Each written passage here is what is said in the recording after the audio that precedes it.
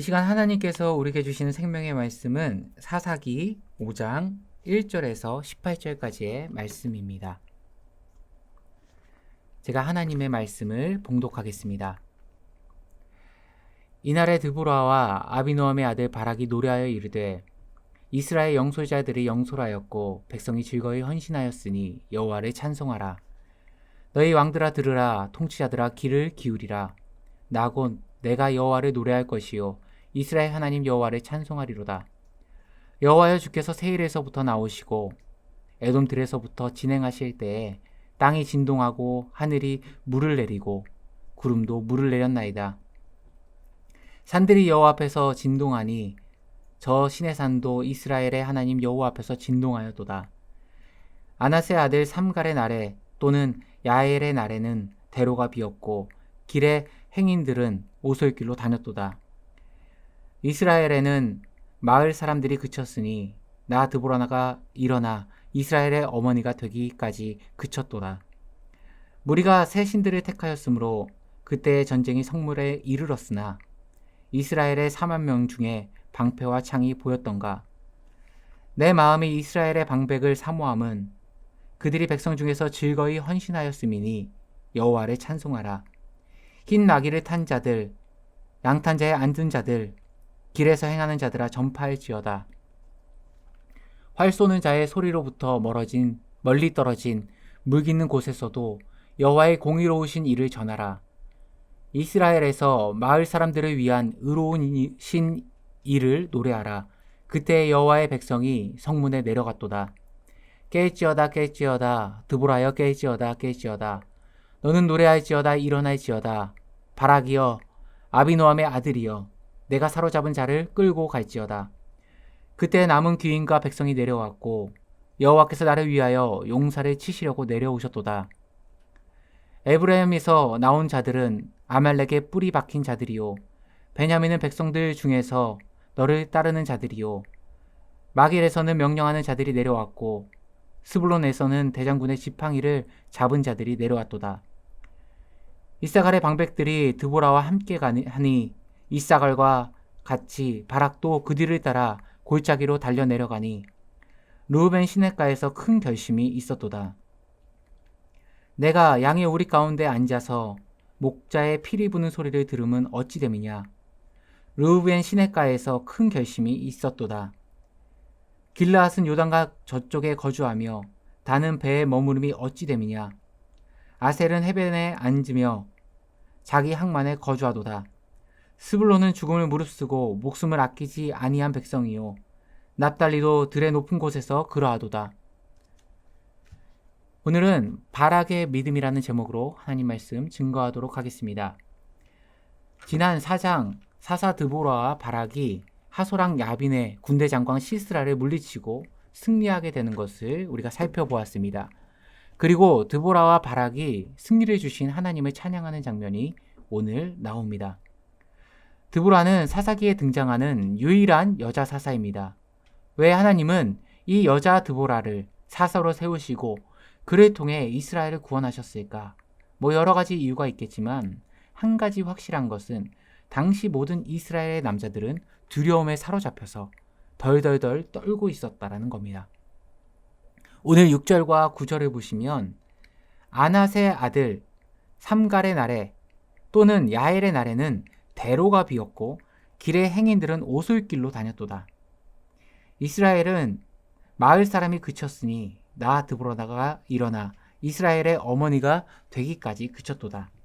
다시 말해 당시 이 철병거 900대 앞에 벌벌벌 떨며 이스라엘의 모든 남자들은 큰 길로 가는 것을 멈춥니다. 대로에 다닌 사람이 없었다라는 겁니다. 그럼 어떤 길로 다녔냐? 오솔길, 지금으로 치면은 눈에 안 띄는 골목길로만 숨어 다닌 겁니다. 분명 이 가운데는 장수도 있었을 거고요. 힘 있는 자도 있었을 것이고 영향력 있는 남자도 분명히 존재했겠지만 모두 다 단 한 명도 예외 없이 철병거 900대 앞에 떨고 있었다는 겁니다. 누가 일어나기 전까지요? 드보라가 일어나기 전까지.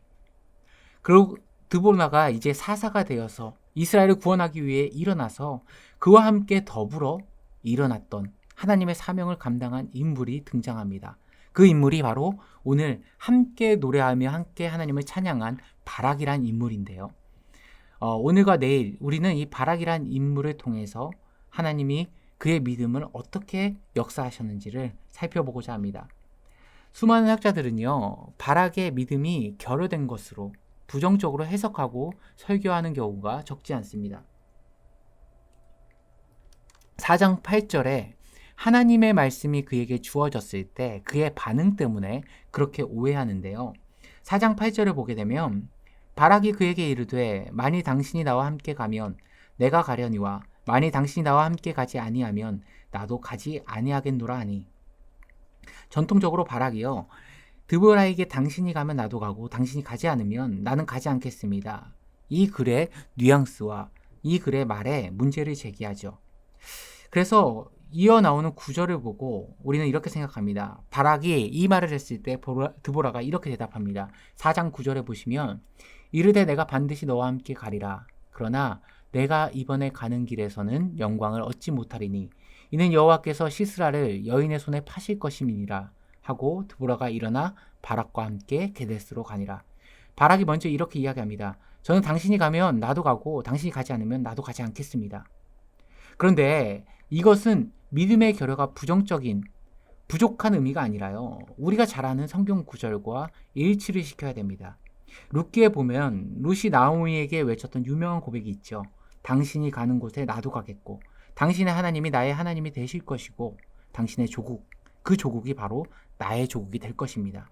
이 모습을 성경은 룻기 1장 14절에 보면 룻이 나오미를 붙쫓았다 이렇게 표현합니다.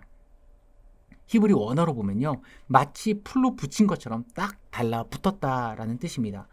오늘 이 드보라라는 인물은요, 이 사건 이전에 이미 사사로 부른 바 되어 하나님이 세우신 이스라엘 가운데 선지자였고 재판관인 믿음의 여인이었습니다. 쉽게 말해 이 구절은요, 바락이 믿음이 없어서 고백한, 그렇게 의심한 구절이 아니라 믿음의 눈으로 드보라를 바라보았고 마치 영적 부모를 보듯이 존경하고 있었던 겁니다. 그래서요, 드보라를 딱 붙잡은 겁니다. 당신의 믿음을 내가 알고 있고 당신의 하나님이 얼마나 전지전능한 그 하나님이신지 나는 당신의 믿음을 알고 있습니다. 그렇기에 당신의 믿음이 나의 믿음이 되길 원합니다. 나랑 함께 가주세요. 이렇게 이야기하는 겁니다. 우리가 잘 아는 히브리서 11장에 보게 되면 믿음의 선진들을 열거합니다. 성경에 등장하는 믿음의 조상들이 쭉 열거되는데요. 거기에는 우리가 잘 아는 아브라함, 이삭, 야곱부터 시작해서 모세, 다니엘, 믿음의 인물들이 쫙 열거가 됩니다. 근데 거기에 반열에 누가 동등하게 올라서느냐? 바락이 32절에 당당하게 그 이름을 올립니다. 무슨 말입니까? 지금 바락의 이 고백은 믿음이 부족해서, 믿음이 없어서 나온 고백이 아니라 드보라 당신을 붙잡는 그 하나님이 나의 하나님이고 나의 믿음의 대상이십니다. 자신의 믿음을 선포하는 것으로 해석하는 것이 맞는 것입니다. 그러면 전혀 이야기가 달라지죠. 이전까지의 해석들은 바락의 고백이 잘못되어서 부족해서 드보라로 하여금 너가 이 전쟁에서 영광을 얻지 못하게 될 것이다, 책만 받는 예언으로 해석했는데요. 그 해석이 아니라는 겁니다. 왜냐하면 히브리 원어 성경을 봐도요, 드보라의 이 문장에 꾸짖는 뉘앙스가 담긴 단어는 단 하나도 사용되지 않습니다. 그럼 드보라의 이 말을 우리가 어떻게 이해하는 것이 옳으냐? 드보라는 사사로 부름받기 이전에 이미 이스라엘의 선지자로 예언자로 부름받은 여인입니다. 즉 이 문장은요, 바락의 잘못을 지적하는 것이 아니라 앞으로 일어날 하나님의 예언을 선포한 겁니다. 너가 전투에 임할 거야. 너가 전투에 앞장설 거야. 그런데 아쉽게도 그 영광은 너의 것이 아니라 이미 하나님이 예비한 한 여인이 있어. 그 여인이 영광을 차지할 것이야. 이렇게 예언한 겁니다. 잘 보세요. 왜 바락이 11장, 히브리서 11장의 믿음의 반열에 오를 수밖에 없는지가 이제부터 납득이 될 수밖에 없는데요. 바락이 이 이야기를 들었을 때 그가 보인 믿음의 반응은 두 가지였습니다. 첫 번째는 이 얘기를 듣고도 바락은 철병거 900대와 맞서기 위해 10,000명이라는 이스라엘 백성을 일으킵니다. 지금 10,000명은요, 단 한 번도 싸우지 않은 이스라엘의 겁쟁이 보병들입니다. 그들과 철병거 900대는 싸움은 해보나 마나한 싸움이죠. 우리는 수많은 순간 불투명한 미래 앞에서 세상이 쫓는 가치를 붙잡고자 노심초사합니다. 그리고 우리 인생 가운데 승리를 보장받기 위해 움직이죠. 그런데 생각해 보십시오.